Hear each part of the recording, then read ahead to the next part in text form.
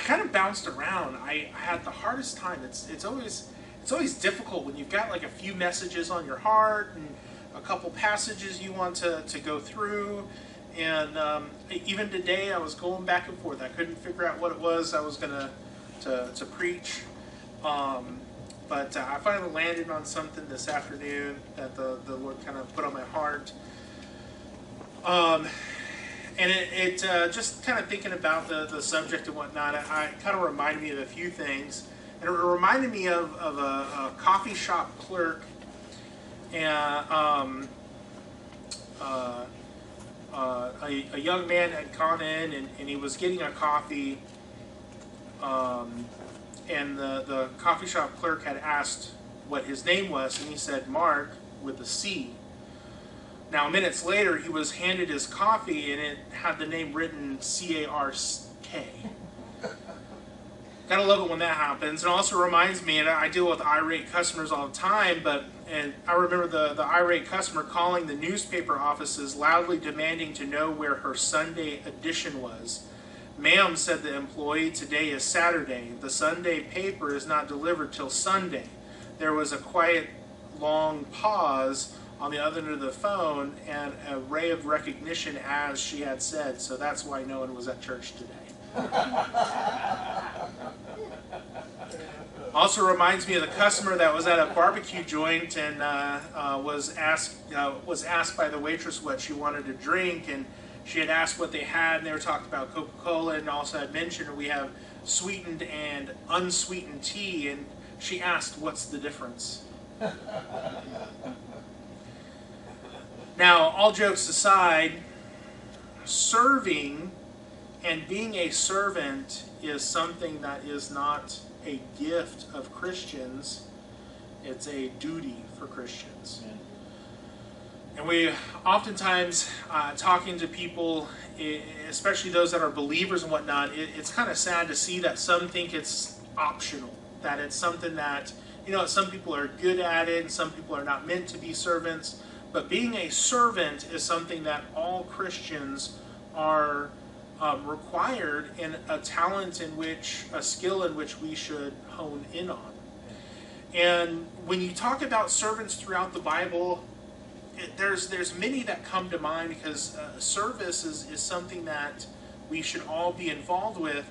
In fact, it was something that I've been kind of thinking about recently, because there's a lot of changes going on with work, and in fact, recently we had a meeting, our bi-weekly meeting for the service department, and they're having to button down and get on and fuss at a lot of us guys, because there's a lot of guys that have a bad case of the me's. Well, that doesn't sound like a good deal for me, and I don't want to do that, and I, and me.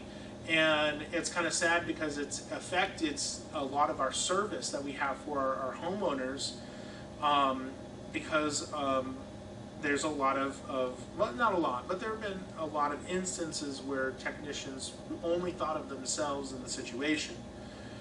Of course, don't mind the fact that they're paid to be doing all this, but anyways, that's beside the fact. But I was actually talking to our actual operational manager. He's the one gentleman that's not quite the not one of the brothers that owns the company, but he's the guy that's underneath them, making all the big decisions with their approval, of course. And I was talking to him not too long ago, and just having a heart-to-heart about the organization and all these other things. And he's like, one thing I like about you, Sam, and I appreciate, is the fact that every single customer I talk to, even if they're upset with you, they all admit that you are there to serve and you want to help people. And I really appreciated that I have that testimony. And it's not anything to boast. It is the Lord that gives me the power to gain wealth. He gives me the ability to have the strength to work. But it's Him that gives me the grace to be a servant, because it's never easy. Very rarely is it ever easy or ever easy. Sorry, if I start to ramble, it's the heat that I'm still fighting. I've been trying. I actually had to drink a whole bunch of extra Pedialyte hydration stuff today because I think I got a little overheated or dehydrated today.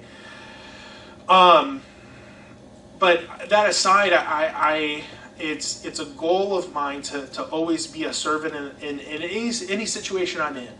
And one of the people I always love to read and to encourage myself and to challenge myself is Joseph in Genesis. And we'll actually be spending most of our evening in Genesis. And I think I've got like 10 pages of notes here, but we'll shorten it and kind of keep it sweet.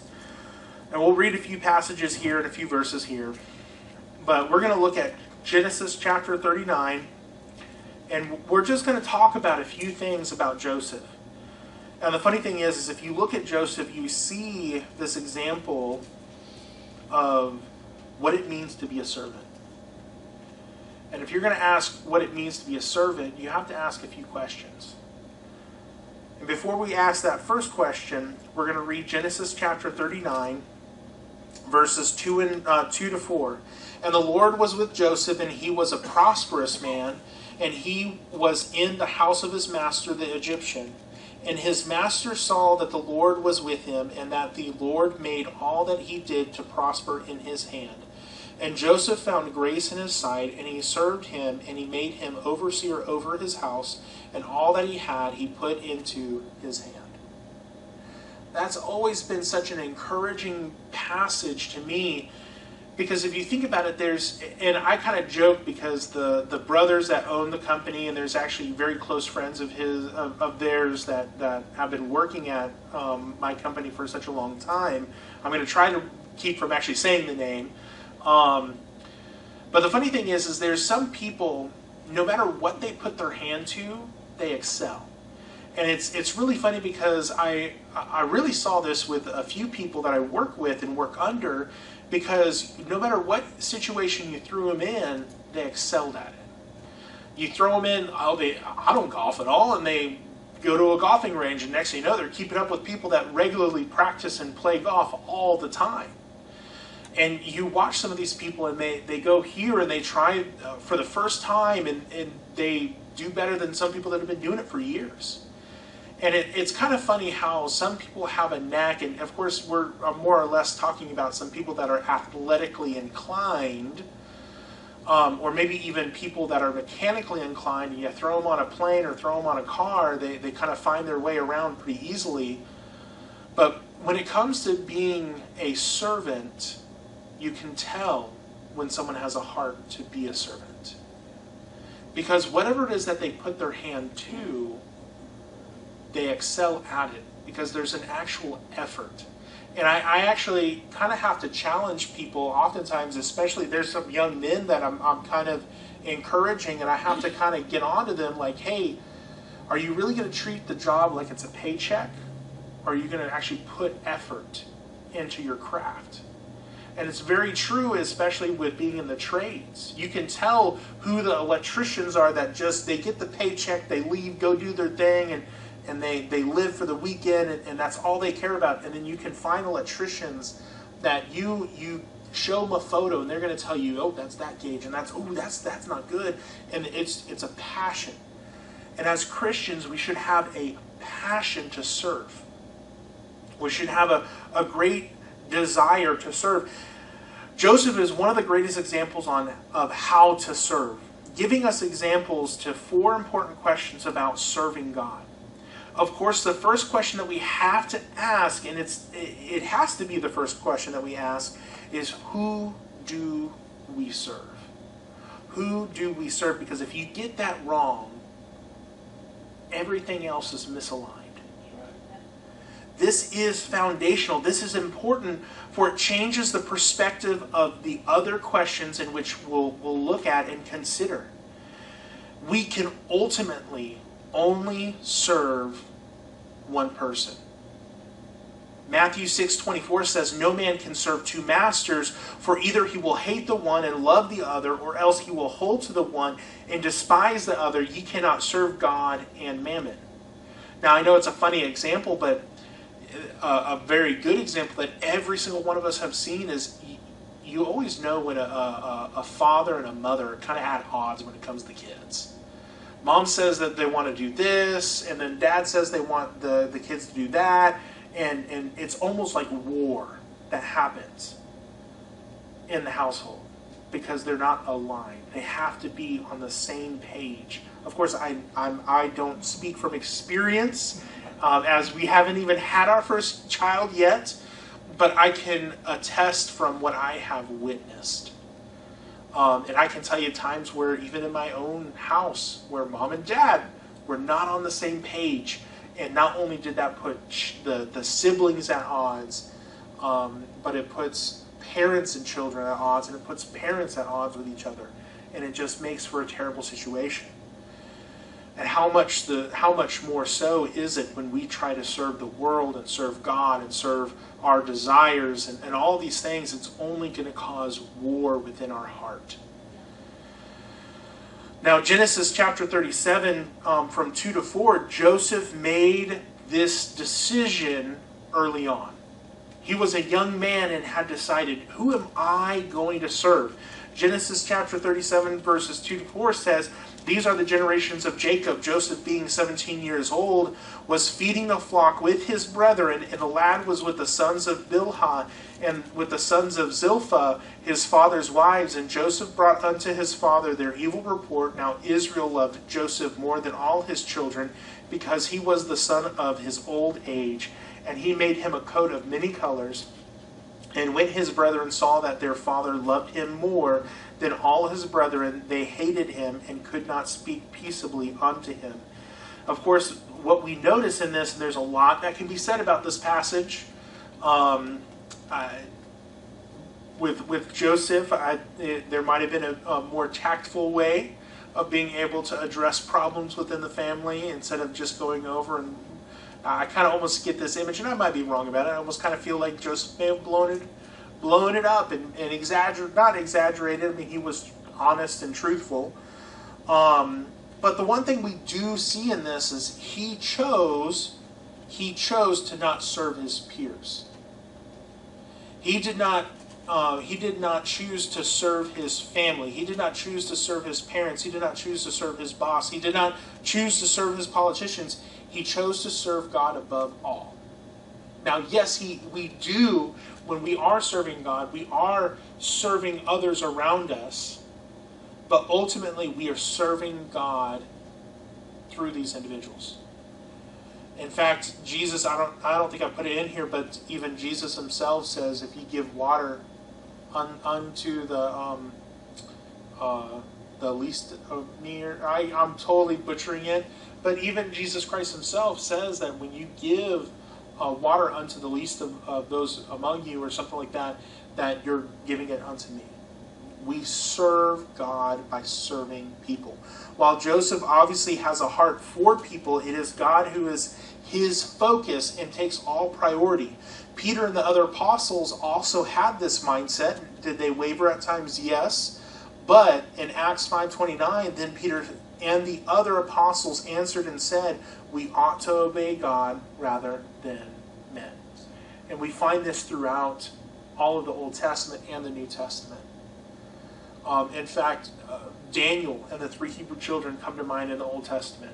How they chose to not serve the king, but they chose to serve God. And the funny thing is they ended up serving the king anyways, but in the fashion which God told them to serve. Of course, to have the heart of God is to have a heart for people. Now, of course, as long as we know who we are serving and we are making that God as our priority, we need to know how we do serve. Genesis chapter 50. Genesis chapter 50, verses 18 to 21. And it says, and his brethren also went and fell down before his face, and they said, behold, we be thy servants. And Joseph said unto them, fear not, for am I in the place of God? But as for you, ye thought evil against me, but God meant it unto good, to bring to pass, as it is this day, to save much people alive.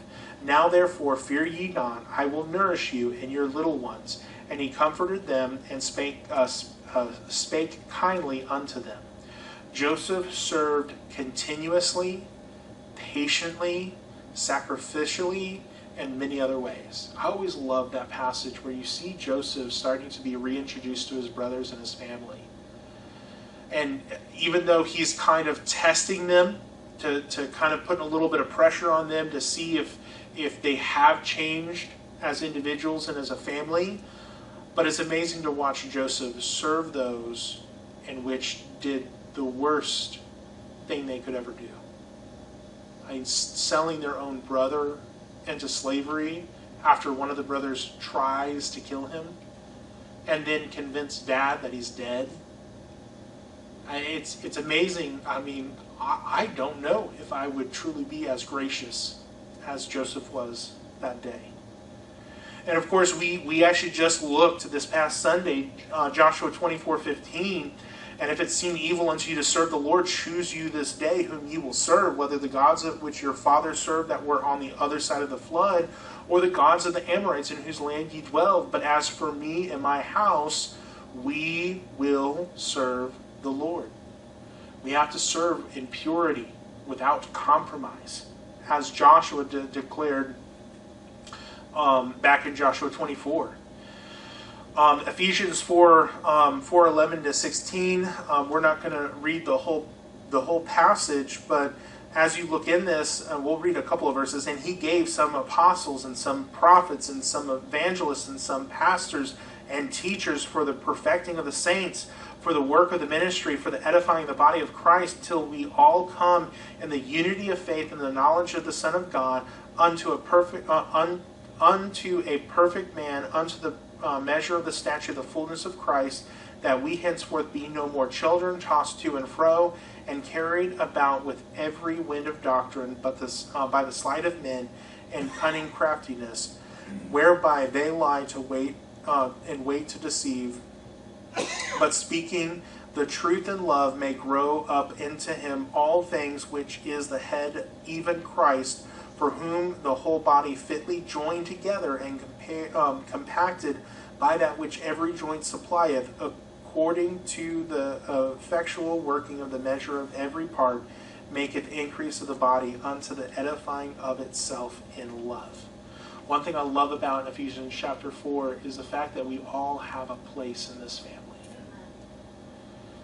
And being a man that works in the trades, I can tell you, having one measurement off can make a difference in a house being fitly framed together or being a house of misery. I can't tell you how many times I've been in a house to where they've got mold on the walls because a small mistake was made.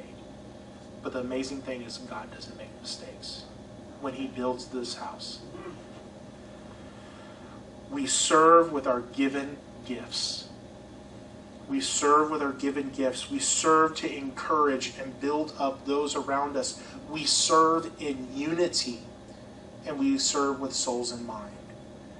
Galatians 6:2 tells us, bear ye one another's burdens, and so fulfill the law of Christ.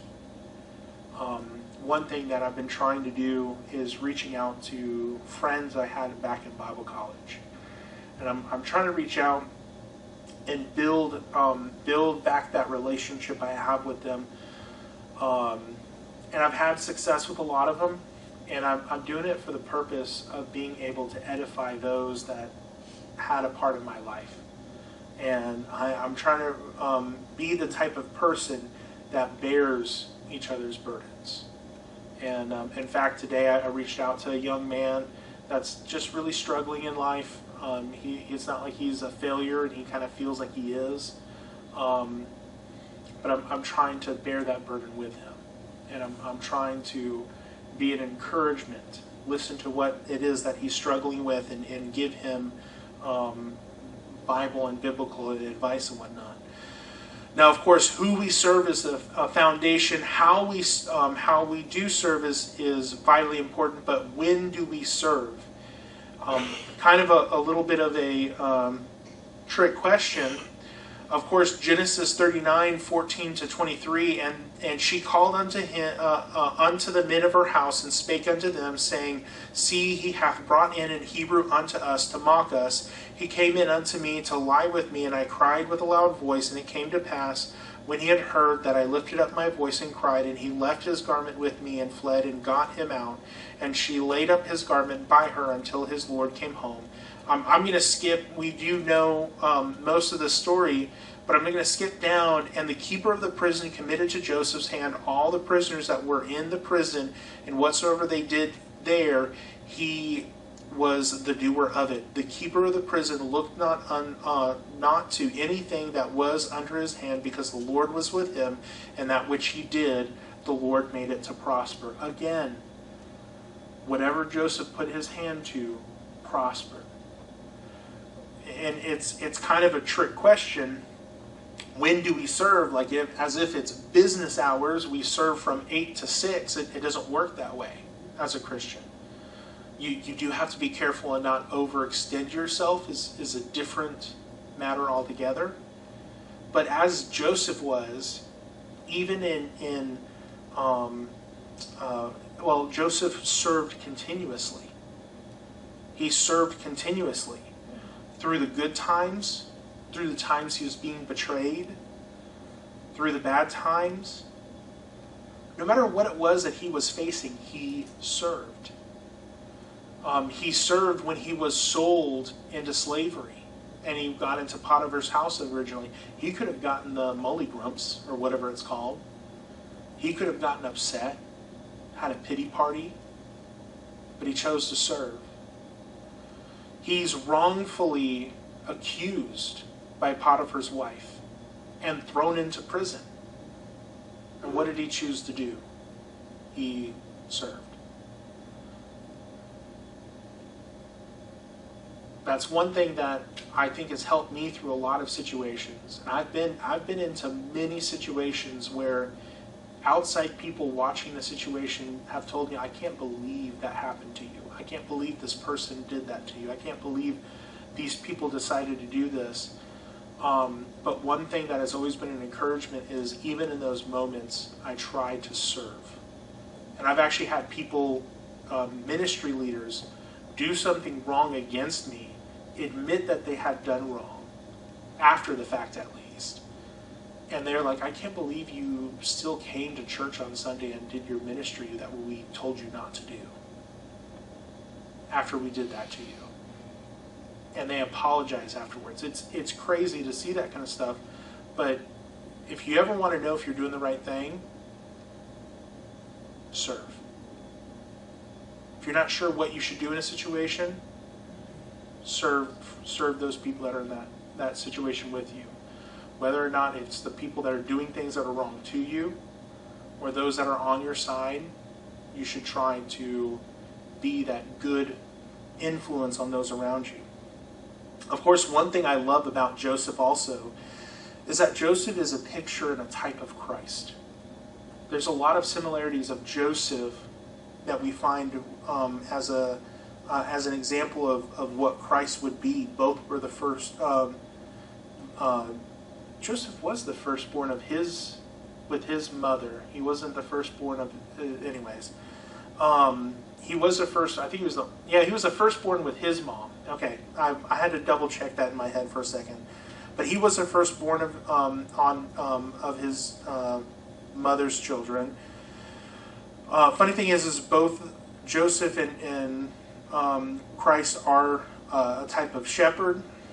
Both were most loved of their fathers. Both were prophesied to be rulers. Both Joseph and Jesus' brothers were jealous of them and did not believe them. And there's a laundry list of similarities between Joseph and Jesus Christ. I'm going to skip because I got a lot of notes on that. Now, of course, why do we serve is a vitally important question also. Joseph, no doubt, served God, but there were many great things that came about from Joseph's serving. God preserved his people through Joseph. If Joseph just quit, the story of Israel and his children would have been said and done in Genesis. God gave Joseph wisdom, strength, patience, blessings, and many more things because he chose to serve. Through Joseph, he saw his master's interests increase every time. Everything from Potiphar to the jailer to even to the Pharaoh. Every time he served, it increased his master's interest. Through Joseph, other people were blessed. And it reminds me of a couple of well, one's a quote and one's a concept. And it's a weird quote that I actually use not the way it was intended at first. And I think it was JFK said, a rising tide lifts all boats. A rising tide lifts all boats. The funny thing is when he had used that quote and had created that quote, it was an example of economy. How when the economy improves, everyone in that economy rises with it. The funny thing is when I heard that quote the first time, I wasn't thinking economics. But how true is that in life? I want to be that type of Christian and that man of God to where when I succeed in what I put my hand to, those that are involved with me, just by being involved, succeed also. And I actually challenge a lot of the guys I work with is like, hey man, as I get better at this job, I want you to get better with me. And I want us to all do better at what we put our hands to. And it's one of those things where you have to ask, do you want to be the type of Christian that is going to be a thermometer or a Christian that's going to be a thermostat?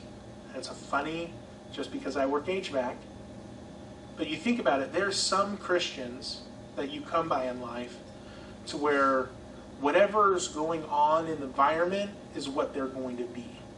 They just fit in. If people are not doing great, they're not doing great.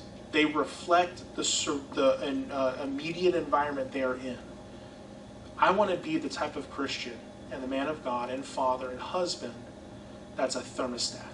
I say, no, we need to increase this. We need to heat things up, or we need to cool this down.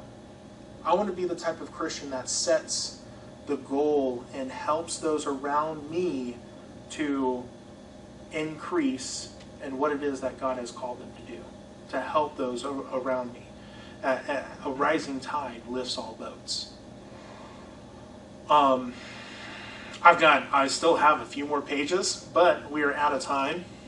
Like I said, if you want to know what it's like to be a servant, read through Genesis and the account of Joseph.